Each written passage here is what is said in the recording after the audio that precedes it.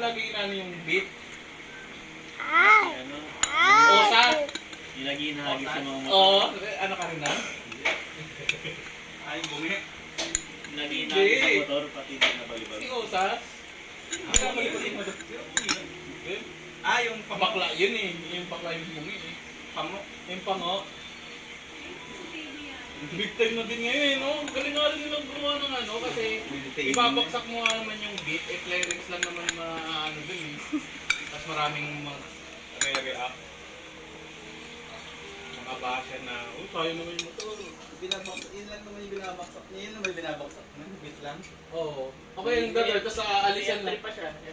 Yung hero. Kaya gaya na, tapos biglang aalis lang. Hindi na kung pupunta sa market natin. Hindi yung pinapart. Try nga natin sa Honda. Eh, bumili lang yun ng panigurado ng ano. Pang ganun lang yun eh, no? Pang content lang.